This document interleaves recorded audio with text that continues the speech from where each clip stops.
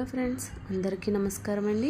నా ఛానల్ ముందుగా చూస్తున్నట్లయితే ప్లీజ్ లైక్ చేసి షేర్ చేసి సబ్స్క్రైబ్ చేయండి. మీ సపోర్ట్ నాకు అందించండి. గౌతమ్ ఆ రోజు ఉదయాన్నే నిద్రలేచాడు.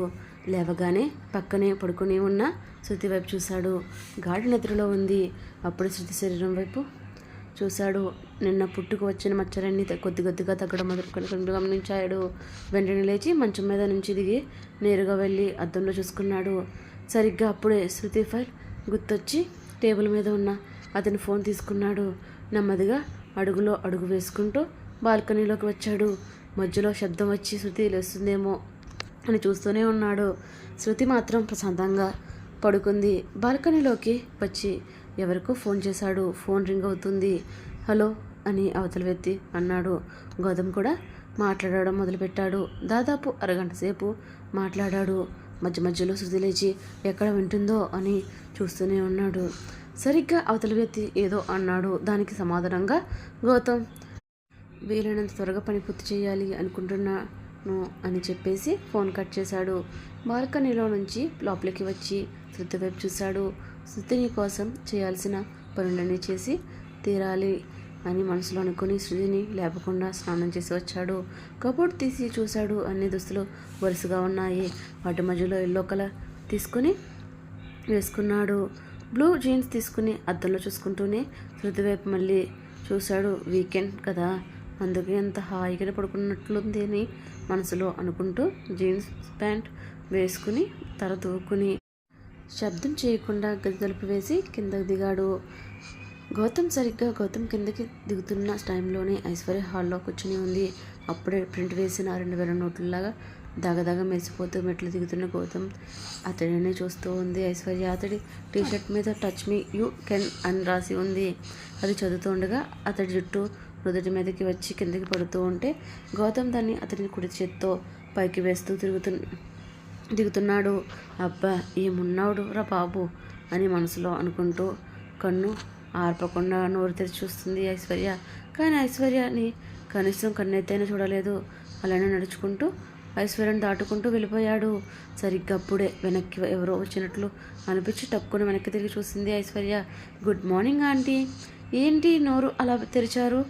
చూడలేకపోతున్నాను, కాస్త ముయ్యండి. ఆ నోట్లకి విమానాలు కూడా వెళ్ళేలా ఉన్నాయి అని చిన్నగా నవ్వింది మీరా మాటలకి ఐశ్వర్యకి చాలా కోపం వచ్చింది. ఆమె మాటలకి సమాధానంగా నువ్వేం చూడాల్సిన అవసరం లేదు. నేను నా బంగారాన్ని చూస్తున్నాను.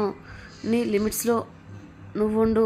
అయినా నా గురించి పూర్తిగా నీకు తెలియదు. నేను ఏది అనుకుంటే అది సాధించగలను. నాకు కోపం రాకముందే నువ్వు వెళ్ళి నీ పని చూసుకుంటే బెటర్ అని అంది.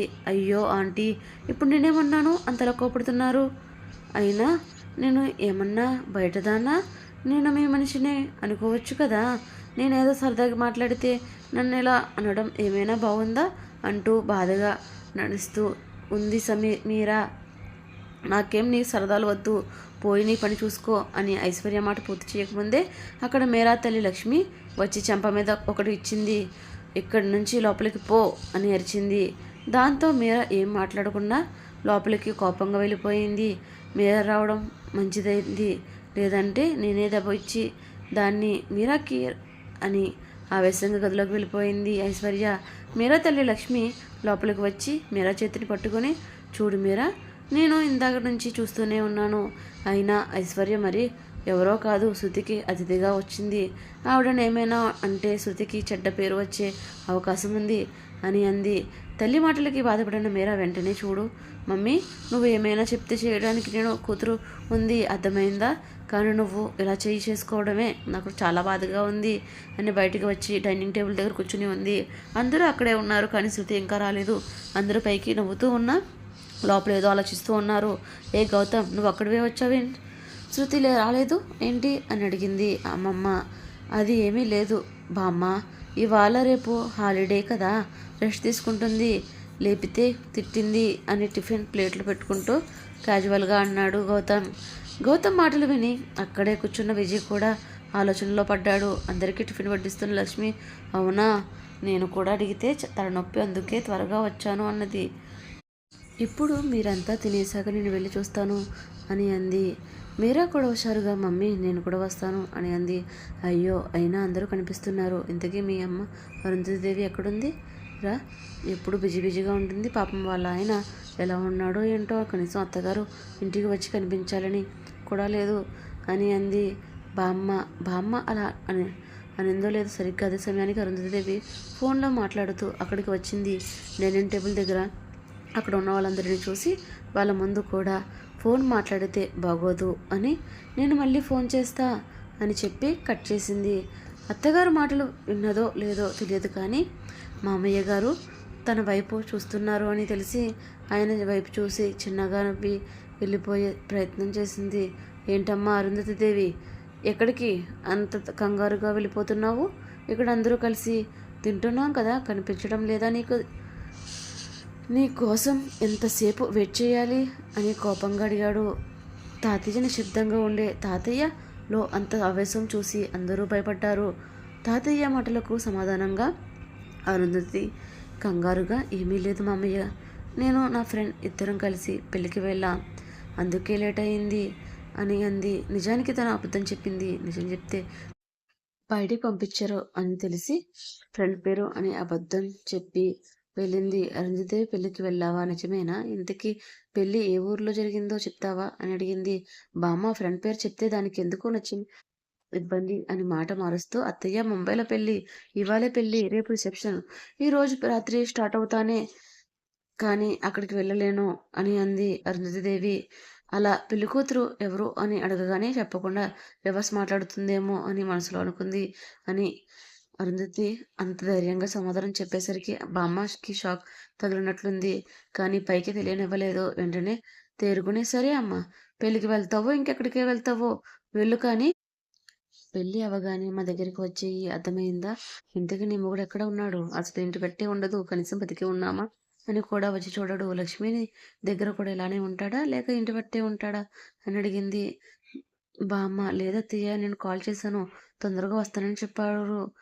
నేను కాల్ చేశాను కానీ ఫోన్ ఎత్తలేదు, త్వరగా వచ్చేస్తాడని అనుకుంటున్నాను అని అంది అరుంధతి.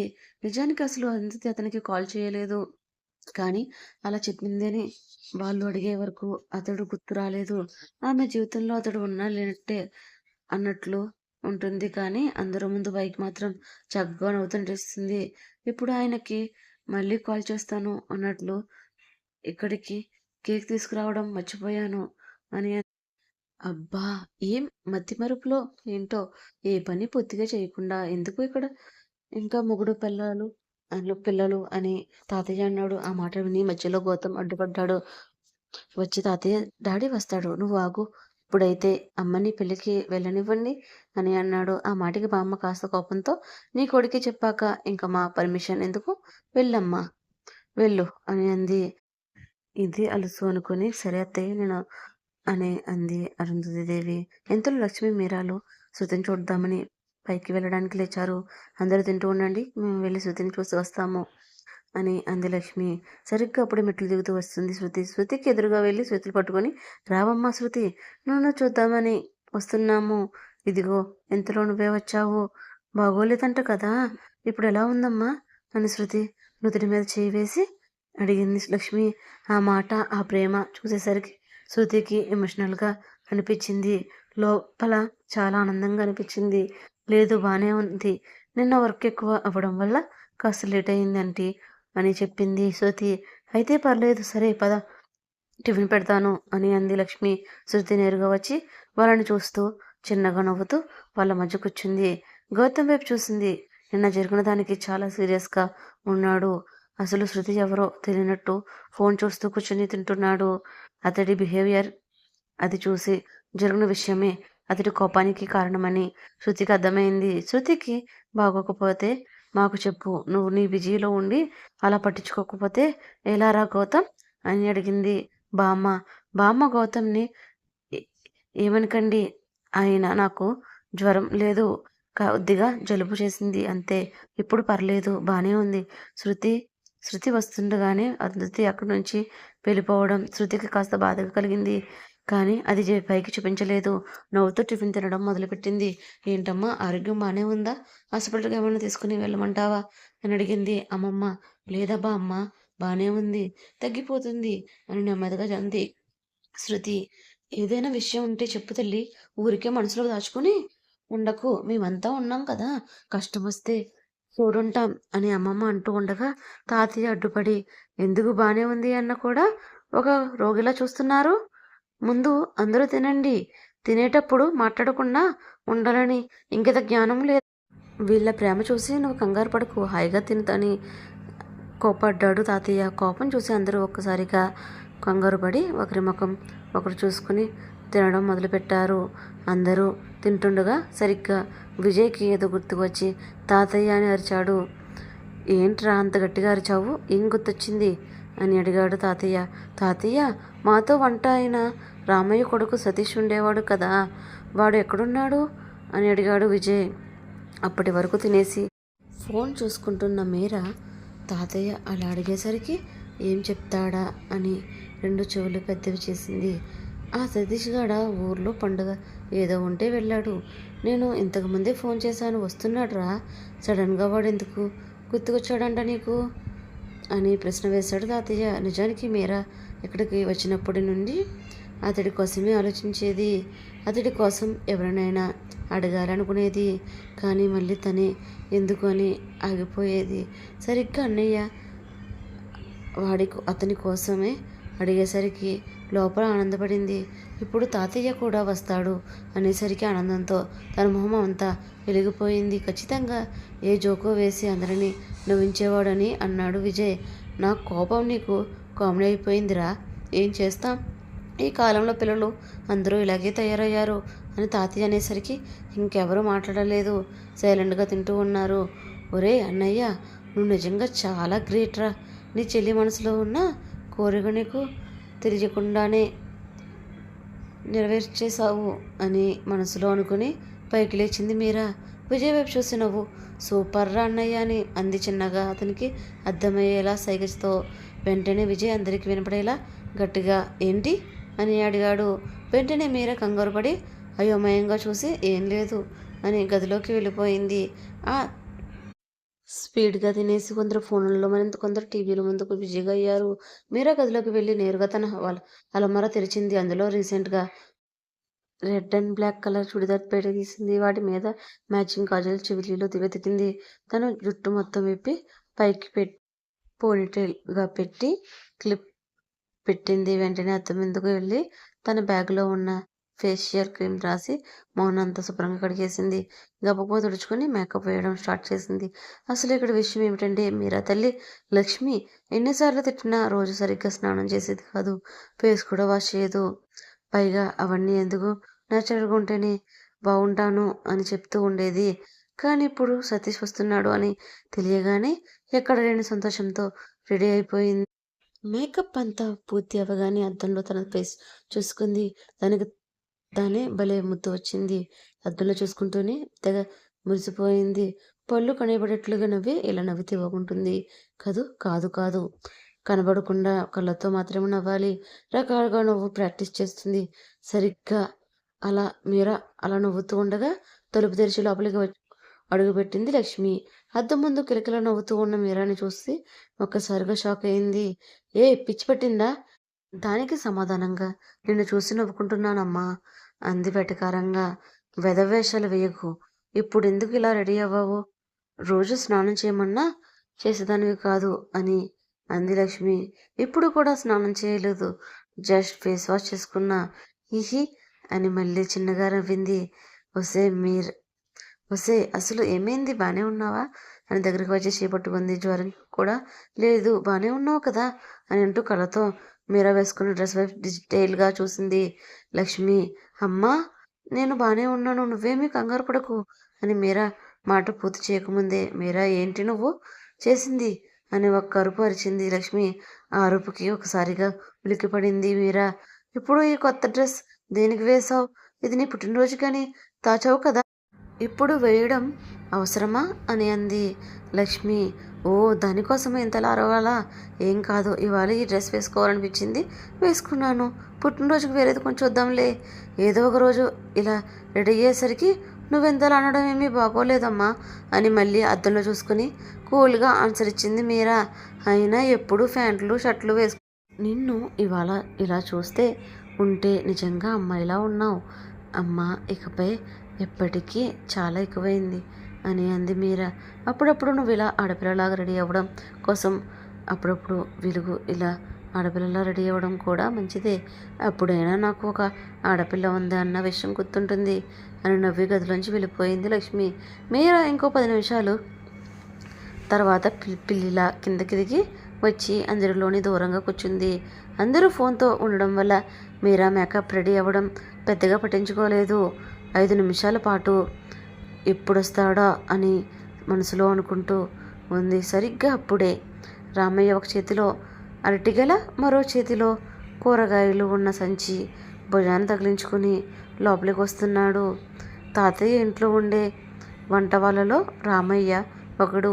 వంటలు మాత్రమే కాదు, అంతేకాదు అన్ని పనుల్లో కూడా ఆరితేరిన వాడు. వాళ్ళ నాన్న కూడా ఇక్కడే పనిచేసేవారు. అందుకే అతనికి ఎక్కువ ఇంపార్టెన్స్ ఉంటుంది. రామయ్య వెనకాల అచ్చు పల్లెటూరు అందగడిలా కష్టపడి పనిచేసి వచ్చే కండలు కట్టిన శరీరంతో మెలికలు తిరిగిన మీసాలతో పెద్ద పనసకాయని తేలికగా ఒక చేతితో పట్టుకొని హీరోలాంటి చూస్తున్నాడు. ఒరే సతీష్, ఇందాకే విజయ్ గాడు నీకోసం అడిగాడు, నువ్వు ఇలా వచ్చేసావు. నిన్నే వచ్చేస్తాను అన్నావు కదరా, లేట్ అయింది అని తాతయ్య శశి దగ్గరికి వెళ్ళిపోతూ అడిగాడు.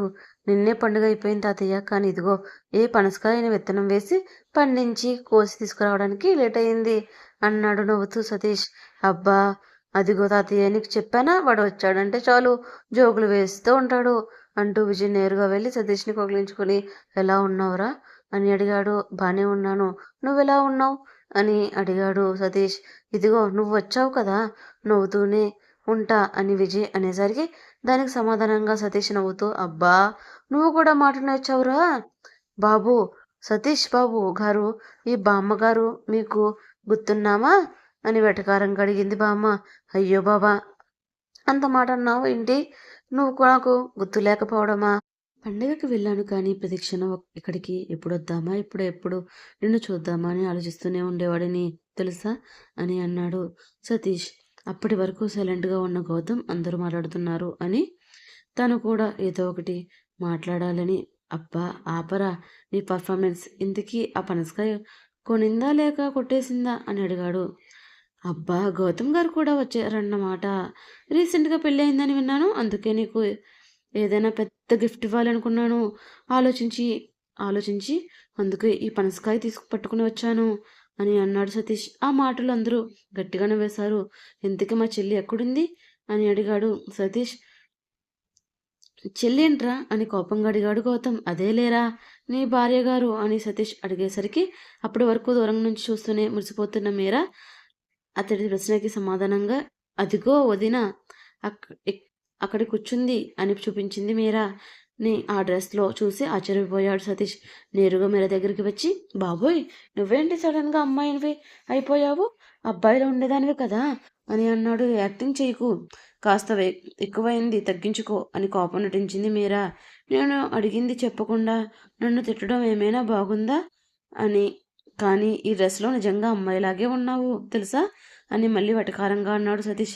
నేను అమ్మాయిని కానీ నువ్వు మాత్రం ముసలివాడిలాగా ఉన్నావు, పోయి అద్దంలో చూసుకో అని అంది. ఇంతలో హాయ్ సతీష్ అన్నయ్య, నా పేరు శృతి, నేను గౌతమ్ భార్యని అని అంది శృతి. నీతో తర్వాత ఉండు అని చిన్నగా మీరాకి మాత్రమే వినపడేలా తను శృతి దగ్గరికి వచ్చి ముందు నిలబడి, హాయ్ మేడం, నా పేరు సతీష్ అని సెకండ్ ఇవ్వడానికి చేయి చాపాడు. శృతి సెకండ్ ఇవ్వకుండా గౌతమ్ వైపు చూసింది. సతీష్ అది గమనించి, ఏంటి నువ్వు మీ ఆయన పర్మిషన్ ఇస్తే గాని ఎవరికి సెకండ్ ఇవ్వవా అని అడిగాడు. నేనెందుకు ఇవ్వలేదు, నీకు తెలుసు, మరి నన్ను అడుగుతున్నావు ఏమిటి అని మనసులో అనుకుంది శృతి.